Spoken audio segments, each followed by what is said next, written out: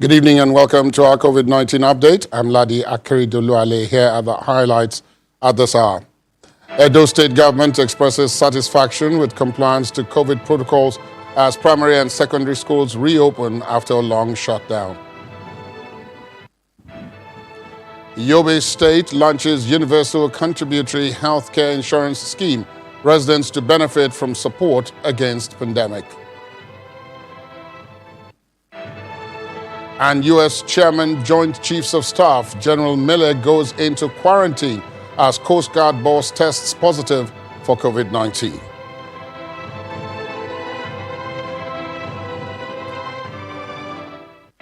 We begin today in Benin City, the Edo State capital, where primary and secondary schools reopened with the authorities in public and private institutions ensuring compliance with the NCDC protocols.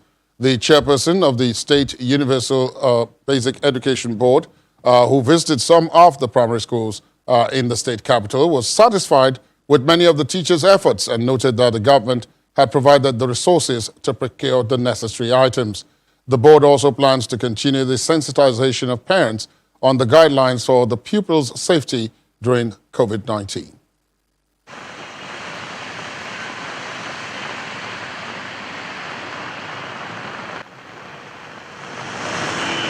The signs are on the streets even though there is a downpour.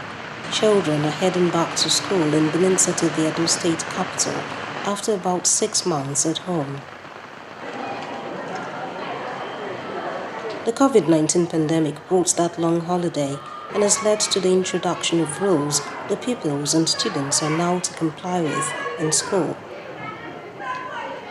The school's officials are on the ground to ensure temperature checks, face mask use, hand washing and other guidelines for safety are followed.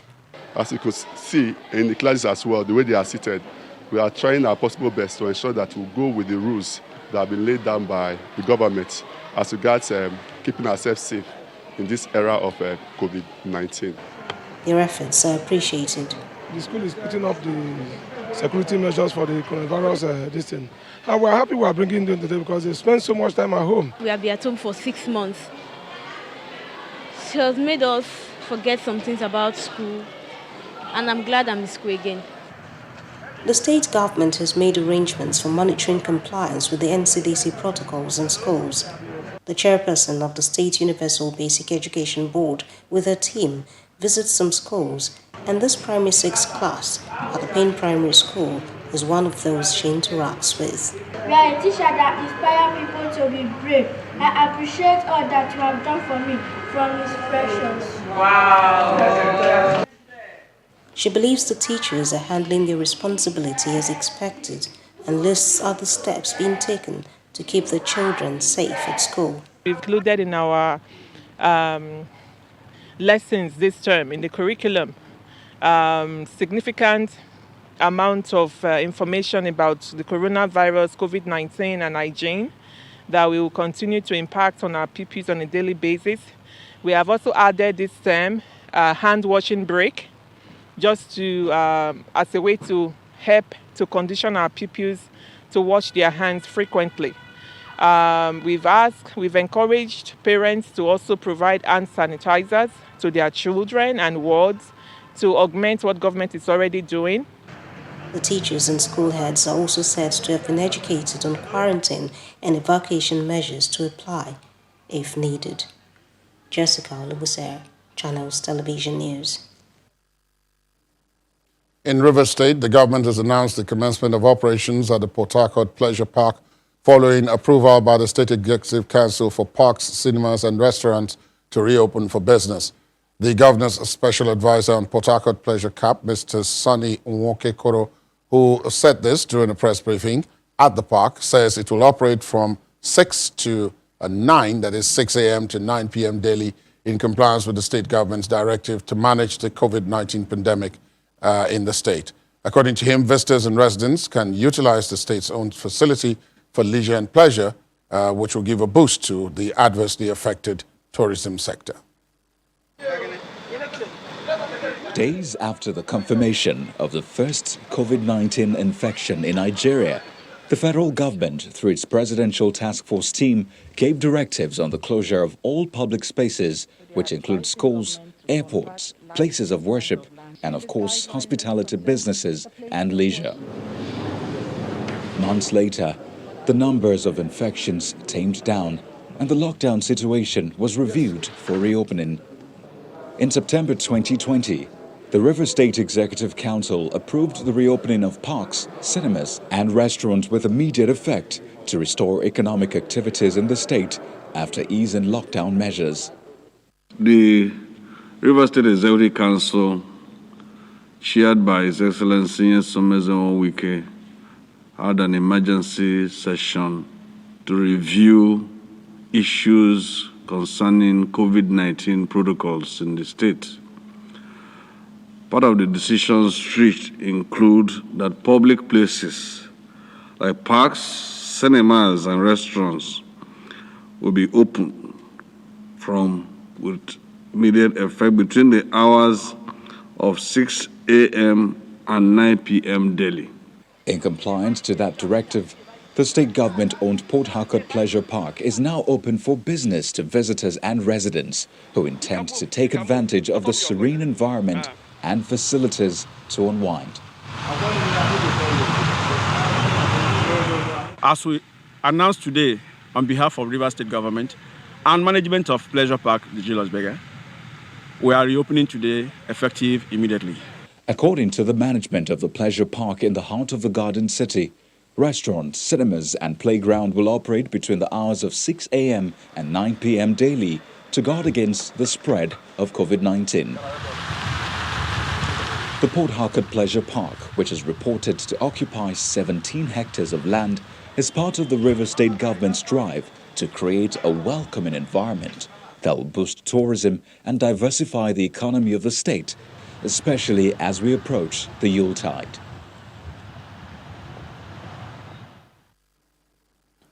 Yobe State has launched a universal contributory healthcare scheme that would provide efficient and affordable services to both public and private sectors.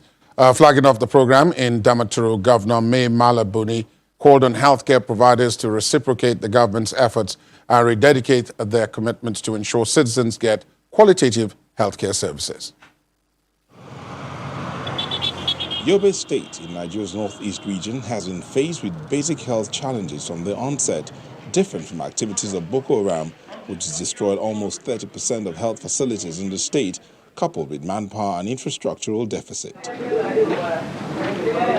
The state, which ranks amongst the last two states at the bottom of the COVID-19 infection caseload table, has now come up with a healthcare contributory scheme to provide universal healthcare services to both the public and private sectors. We enacted a law in December 2019 to provide a legal framework for implementation of the Yobe State Contributory Health Scheme. The scheme is an institutional structure of this administration to improve advanced healthcare financing through contributions paid into a common pool to make qualitative healthcare services accessible and affordable.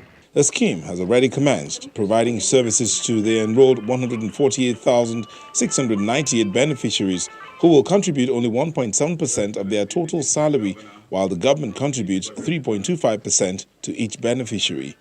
We have enrolled through our ICT platform a total of 148,698 civil servants and their dependents.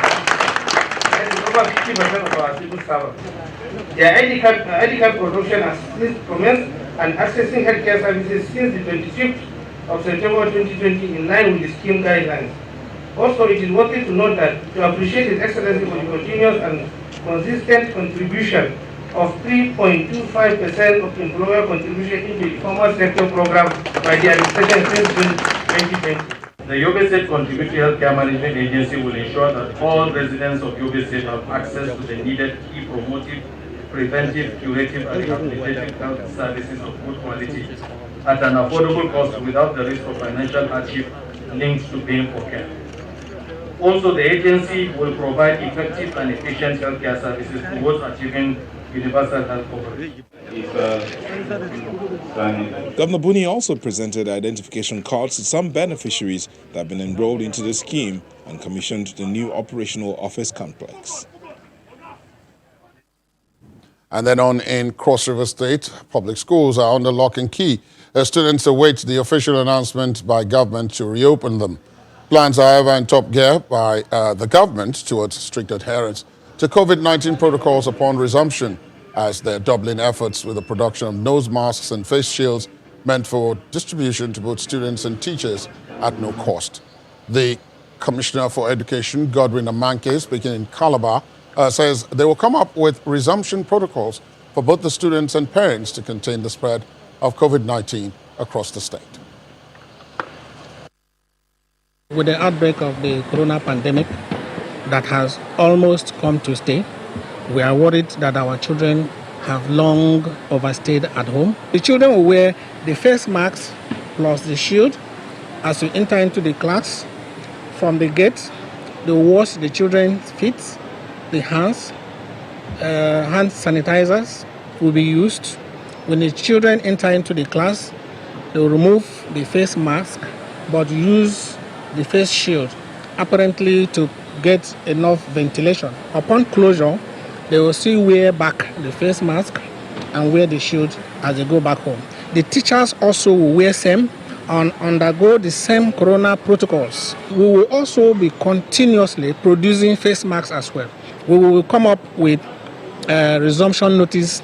We will come up with resumption protocols, things the schools and the children and parents must do before they come to school, they must do while they are in school, and they must do as they leave school. Okay, we've been talking about schools resumption, and indeed a number of other sectors have also reopened. Let's talk to Dr. Abby Abraham. She's a consultant, a public health physician. She joins us via Skype from the Lekki area of Lagos. Good evening, Dr. Abraham. Thank you for your time and welcome to the program. Thank you very much. Nice to be here. Let's start with the issue of schools reopening, primary schools, secondary schools. These were some of the more challenging institutions that we were anticipating opening, and that maybe there were challenges. But so far, are you satisfied with the protocols that have been put in place for their reopening? Well, it appears that it is all going very well, at least in lots of the schools. The parents seem, and the teachers, like I say, it's always going to be a parent-teacher association type success. Isn't the parents and the teachers seem to be adhering very closely to the protocols. I believe that everybody was quite happy to resume, well, not everybody, but most of the students were happy to resume school, especially, like I say, lots of the disadvantaged children who were not able to access the online learning. And so I can see a very intense effort to ensure that they are adhering to the infection disease protocols and all the protocols that have been given to them. So I think it is going well for now. But we cannot relax. We always have to continue to adhere to the protocols to make sure the children wear their masks when they have to, and to wear the shields when they have to, and keep distancing and all the other protocols that go with it. Yes, thank you.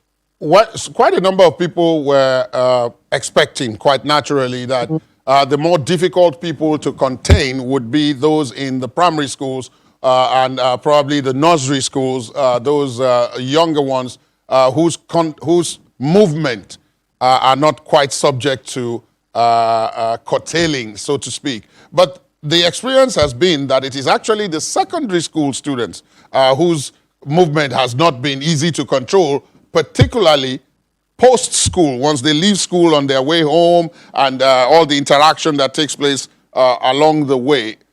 Is this a danger, do you think? Well, you know, it's always going to be education, education, education. At that stage, when they become teenagers, you know, and I know that they're at the stage of exploration. And I would say maybe not, to some extent, a type of danger, because, you know, they go out there and the truth about it is that they do not see people wearing masks too.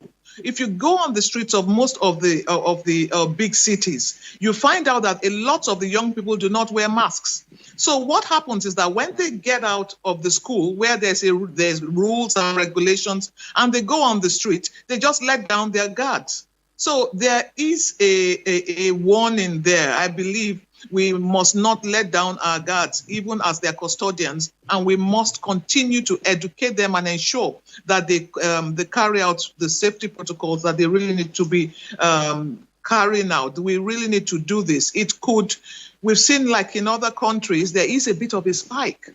And the reason why there's a spike, it's coming from the young people, especially. So yes, I do see that there's a bit of caution that needs to be taken, and maybe extra education and incentives even given to these teenagers when they're outside school, definitely. One of the biggest fears that people had about reopening institutions, especially where you had the younger ones, is that they may not be particularly susceptible to COVID-19 if they get it. They present usually with mild symptoms and they recover pretty fast. But they act as vectors to transmit this to people who are far more vulnerable than themselves. So in this kind of scenario that we've been talking about, has this been curtailed, do you think? Well, it is still an ongoing battle. The young people are still asymptomatic. I do have quite a few patients who are young and who are asymptomatic, but they did have COVID, or they do have COVID. And so it is still an ongoing battle, I must say. We do know, like you rightly said, lots of young people do not have outright COVID, and very, very few of them have severe COVID, extremely few of them. And so, yeah, they're not exactly rising numbers, but we are still seeing the fact that they are transmitting, if some of them are transmitting the infection, even to the older ones. And so, again, it's got to be that we really do need to get into this. We have to, I would say, even more public service announcements, private service announcements, workshops, even for the younger ones. I will suggest workshops for the teenagers, focus groups, to find out what exactly is going on where there has been information breakdown, misinformation, myths, because there are lots of myths with regards to young ones. They do not believe there's COVID. That's just the thing. They don't believe it. So I believe workshops need to be done, focus groups on how we can service and support this group better. Because the young people really, like I said, do not have a lot of the condition. It is really the older ones who one really has to be careful about. The issue of mass testing at this stage, do you think it could help, especially as we are reopening so many things and we're afraid, as you pointed out, there is the possibility that not properly handled, we could be having a second wave, perhaps, or a spike, depending on what. So do you think mass testing, possibly mass compulsory testing of everyone at this point in various forms could be helpful to determine our caseload and to know exactly where to concentrate the treatment efforts? Well, theoretically, that works. But in practice, do we have the resources for mass testing? That's what I would ask. As it is, we don't even have anything. We don't have uniform testing. We don't have enough of the test kits. The NCDC is struggling, and you know that with the private sector too, they are trying their best, but it is extremely expensive. Lots of people cannot afford it, and so mass testing is a good idea. It is a worthwhile idea, but is it realistic? I think that is the question we have to be asking ourselves now.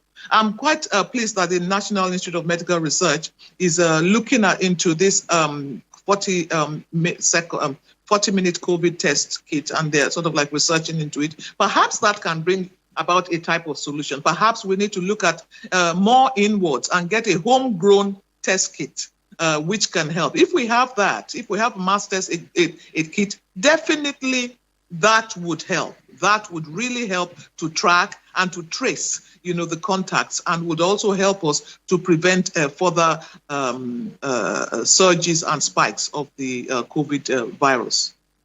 Dr. Abraham, please stay with us. We'll take a break at this point. When we come back on the other side of the break, we will talk a little bit more about the issue of testing, and then we'll relate it to something that's been happening for a while now.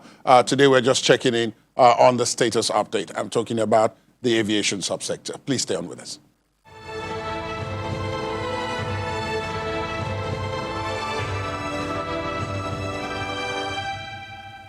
Thanks for staying tuned. Welcome back to our COVID-19 update.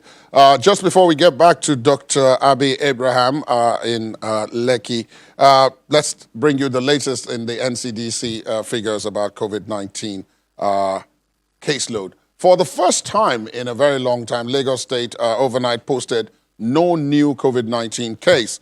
The state's Commissioner for Health, Professor Akin Abayomi, said the total number of COVID-19 tests conducted so far in Lagos stands at 107,923. 2,426 of the confirmed cases have been discharged from care centers following full recovery. In all, 15,974 of the confirmed cases have fully recovered, while 43 of the cases are currently in isolation in public and private care centers across the state. Across the country, 183 people were discharged in the last 24 hours in 9 states and the FCT, and this brings the total number of recoveries to 50,951.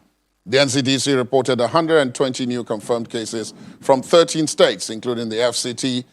Rivers had 65 of those cases, the FCT 12, Ogun 9, Katsina 8, Anambra 7, Bauchi 5, Oyo 5 as well. Nasarawa 3, Kaduna 2, and Delta, Imo, Kwara, and Taraba had 1 case each.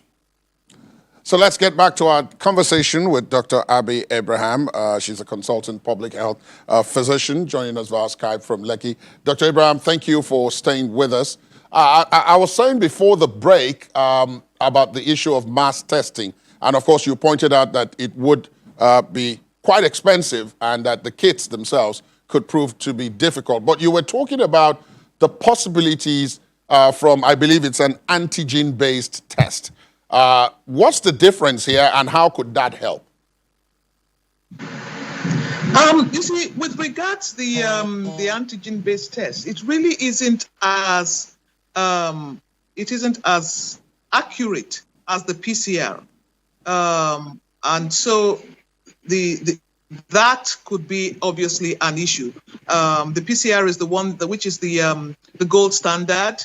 It is the one that detects the antibody. It's the one that detects the antibody to the virus, and it is the one that takes 3 days. So this is the one that is actually very, very expensive.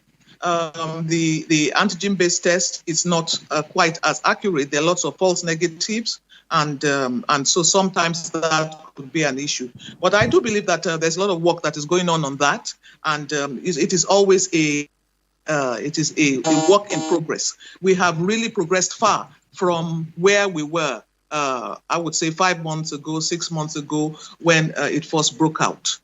So mass testing is a good idea, but we have to make sure that we have the adequate controls. We have to make sure we have the adequate reagents, and we have to make sure that these tests are actually properly monitored and evaluated before we bring them on.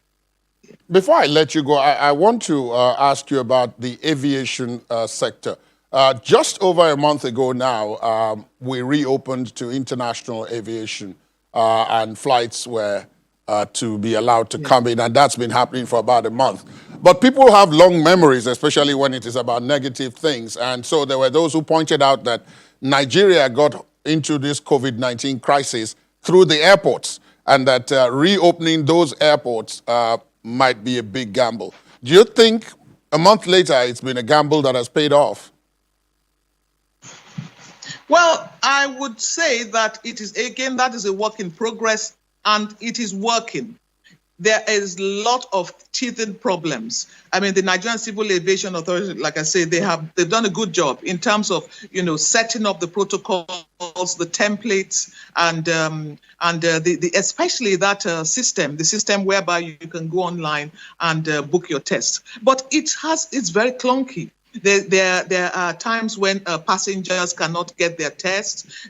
There's lots of things happening. But I do think it is a gamble. I don't think it was a gamble really. It was a calculated move to open the economy and to make sure that life did not really stop. So we have seen it is working. But it could be better. There is actually internal monitoring going on right now, and for compliance. There could, of course, be external monitoring, which I think really needs to be done. But there's internal monitoring. There's a lot of compliance. They're evaluating all the processes and the procedures, especially the safety protocols, and they have actually pledged to continue to improve on the protocols. So I think it is a calculated move to move on with life and to reopen, and it is working. That's all I can say. It is actually working, but there needs to be lots and lots of improvement on that, especially with the enforcement and the compliance of the protocols.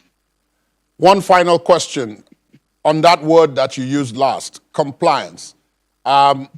We've talked about the issue of compliance. People are not complying with the protocols. Generally, you've also talked about it during the course of this interview. And so the young ones are looking at the older ones who are not complying and are asking, why should we comply if you are not complying? But again, everything rests on the issue of compliance. How best do you think we can tackle this? Well, I think there's a many-pronged approach to tackling compliance. I think the first one that comes off the top of my head is really a zero-tolerance policy for non-compliance, because I heard that there was a local incident a few weeks ago where somebody who was a big man, so to speak, refused to comply with some of the safety protocols at the airport. I'm not quite sure what happened there, but that shouldn't have. I hope that was not. I hope it was. They didn't allow that to just go like that. There needs to be some measures and punitive actions taken to ensure that does not happen again. So, first of all, the zero tolerance policy. Next of all, like I said, there should be workshops and focus groups that should actually address the problem. Where is the communication gap? Why are people not complying? What do they need to see? Like, for instance, I'll give you a quick example. I'm not saying it's 100% successful, but I know that lots of people are, have stopped this.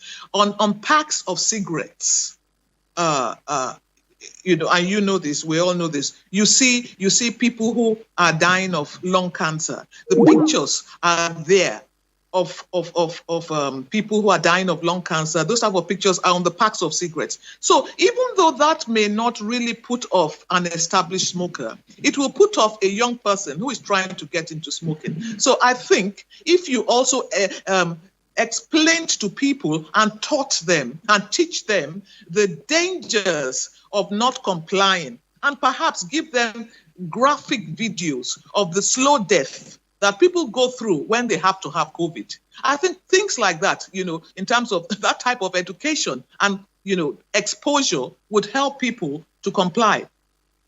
And also, again, just educating them on the problem, on the fact that, look, this is a public health problem. It is not going to go away unless everybody comes together and does something about it. So again, it's in a sense, getting people to take responsibility for their actions, and the fact that you yourself could be a time bomb for your father or for your mother. How would you feel if what you had on you, damaged or harmed your relative? How would you feel? So I think there are many ways around this. There are gentle ways, there are tough ways, there are wise ways. There are many ways around this, and I think we really need to start looking into that very, very closely. But all in all, I heard what you said. I didn't even know about it, that there was no new case today. I think that's really good news, and it's not cause for celebration yet, but it's very encouraging to know that we're really getting there somehow. Indeed. Thank you so much, Dr. Abraham. Dr. Abi Abraham is a consultant public health physician who joined us today from Lekki. Thank you so much for your time. In Katsina State, that's in the northwest region, the NASU branch of the Umar Musa Yar'Adua University, Katsina, has described the 14-day warning strike as one that will continue to have serious implications not only on students, but the general university system in the country. The NASU chairman said although the strike action is all about revitalization of the entire Nigerian university system, the union has for the past 10 years been insisting on the need for government to do the needful in terms of financing. He recalled that NASU had been advocating for government to allocate funds to the universities, which he said for all this while the government failed to do in honoring the agreement it entered to with the unions. In this COVID-19 era, the strike is all about improved funding. And if you look at the recent happenings, especially with the pandemic, there is nothing coming out from the universities as far as researches concerning how to tackle this particular pandemic. And this had to do with the issue of non-funding of our universities. Had it been to say that our Nigerian universities are having well-equipped laboratories, will make a headway in making breakthroughs as far as how to arrest this particular COVID-19. What we are saying is that for the last 10 years, ASU had been advocating for funds for the government to allocate funds to universities, and the government is still dragging foot as far as this issue is concerned. So if universities are well funded, I think Nigerian universities will be in a position to provide solutions to this particular pandemic with the lecture theaters we are having, with the lecture rooms that are lacking in terms of latest equipments. I don't think with this particular situation we made a headway.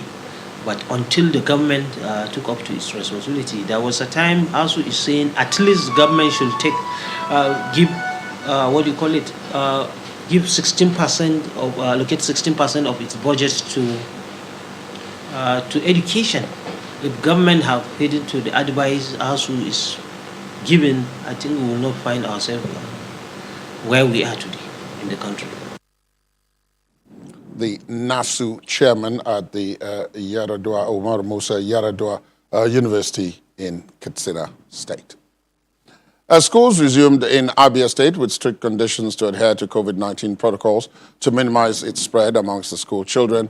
Efforts to ensure adherence are being carried out in some of the schools. At one school located near Abia State House of Assembly, 15% school fees were implemented rather than 30% as announced by the state government. This measure, according to the principal, is to enable parents pay up, as some parents were willing to bring back their wards for the 3 weeks resumption. We have been observing all the COVID-19 protocols, which involves the washing of hands.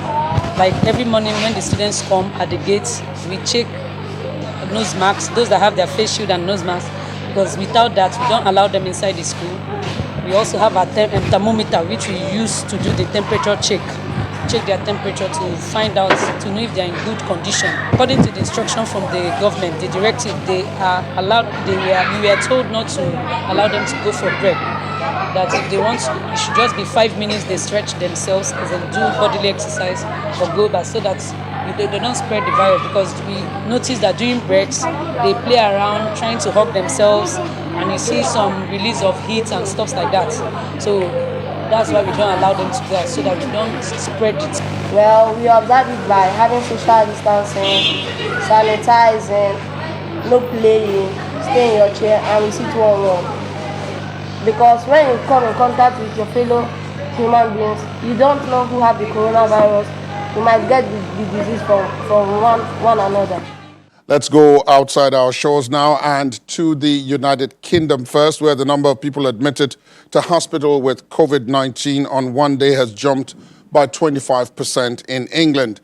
There were 478 people admitted to hospital on Sunday. That's the largest daily figure since early June, up from 386.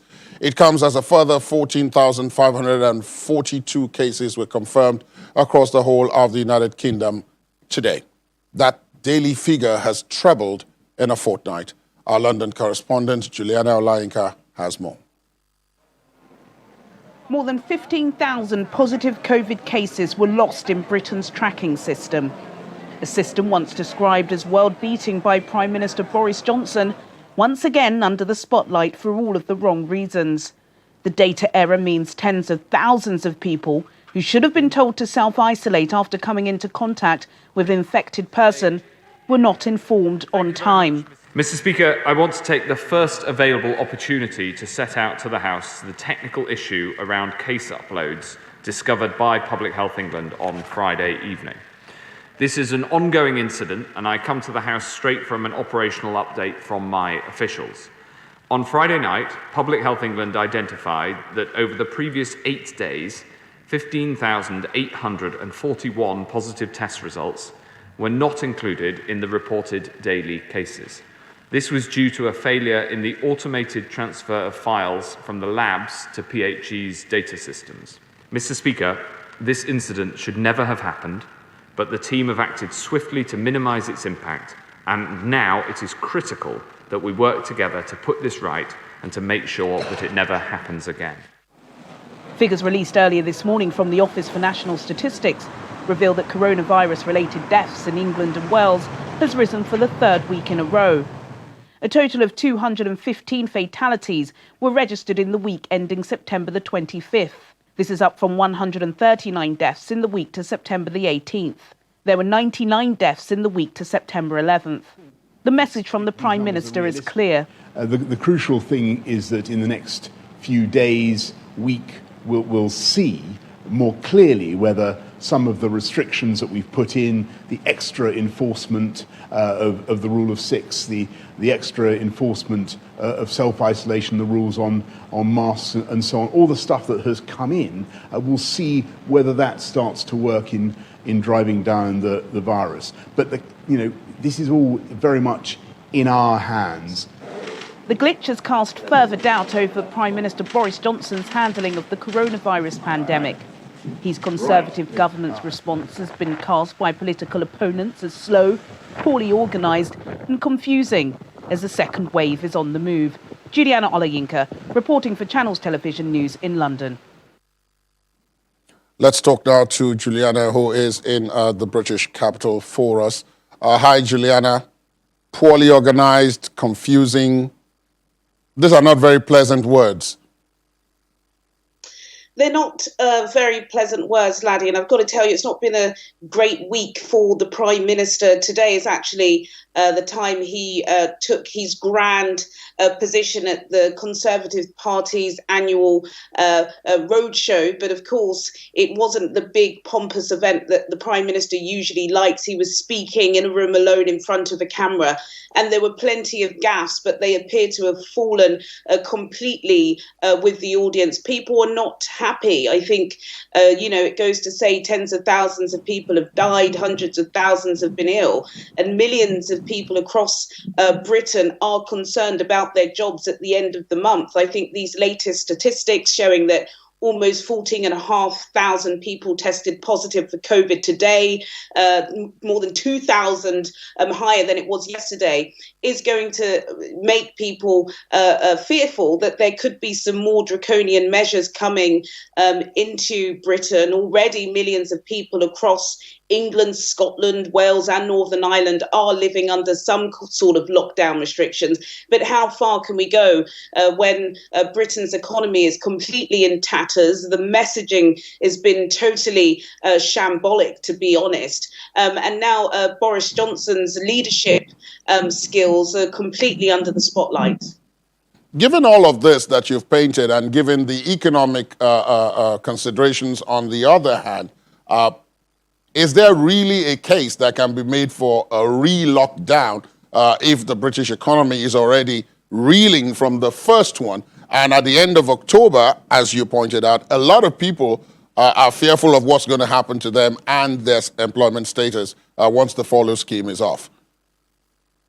It's a good question, and it's an important one. And I think it's one that not just British government, governments across the world are facing. We don't have to look far across the pond to what's happening with Donald Trump's America. But I think this is a delicate issue. There are a lot of people, especially in Boris Johnson's own Conservative Party, that feel as if these lockdown measures are going too far. In its peak, there were 100,000 people testing positive for COVID-19 a day in Britain. 1,000 people were dying each day.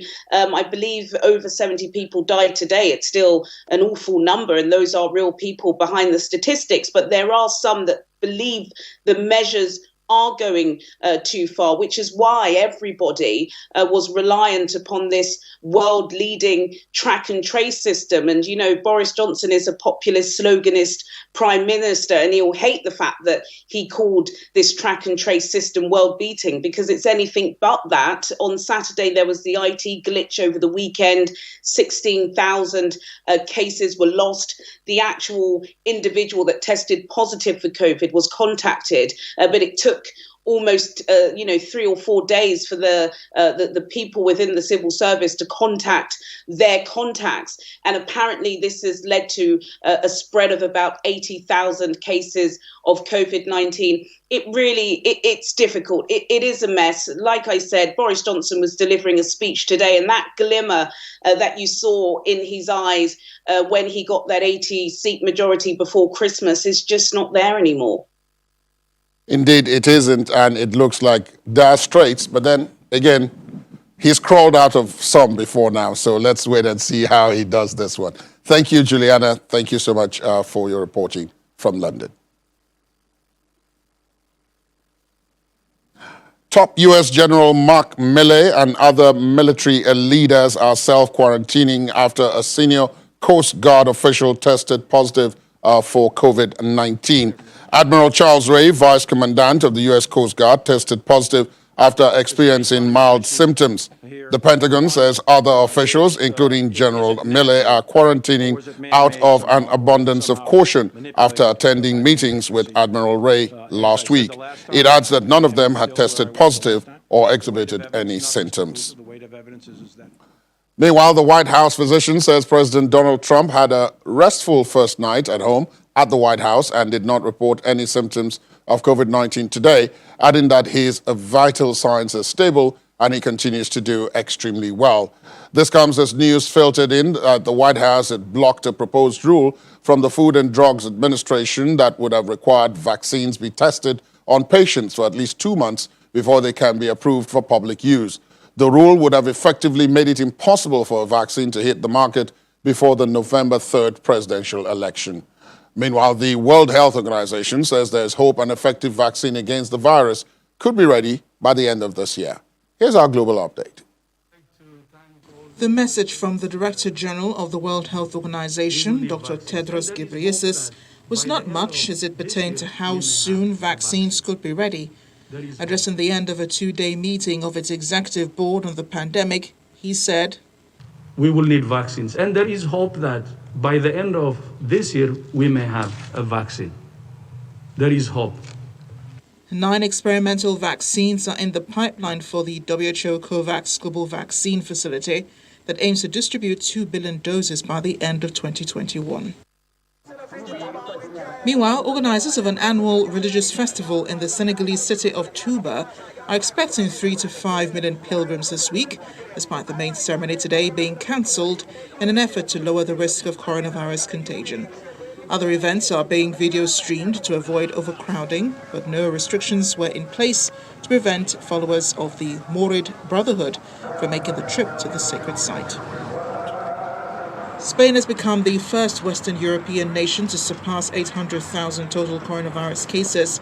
The cumulative tally on Monday hit 813,412 after Health Ministry data registered 23,480 new infections over the weekend. And with 850 COVID-19 infections per 100,000 people, the Madrid area has Europe's highest rate. So, 4.8 million people in the city and 9 satellite towns have come under new restrictions from Friday. Italy has reactivated an action committee in fighting COVID-19 under the country's Civil Protection Department as fresh daily data confirm the contagion's upward trends again at the national level. The country recorded 2,257 new cases on Monday, bringing the total to 327,586, according to data released by the Ministry of Health. It is the 5th consecutive day of at least 2,000 infections. Finally, U.S. COVID-19 deaths surpassed 210,000 on Monday, according to data provided by the Johns Hopkins University, with the national caseload topping 7.4 million. The death toll across the United States rose to 210,117 as of past 7 in the evening. New York State reported 33,214 fatalities on top of the U.S. state-level death toll. Each state of Texas, California, and New Jersey recorded more than 16,000 deaths. Fatalities in Florida exceeded 14,000. Remember that wearing a face mask incorrectly is as good as not wearing a mask at all. Continue to take responsibility.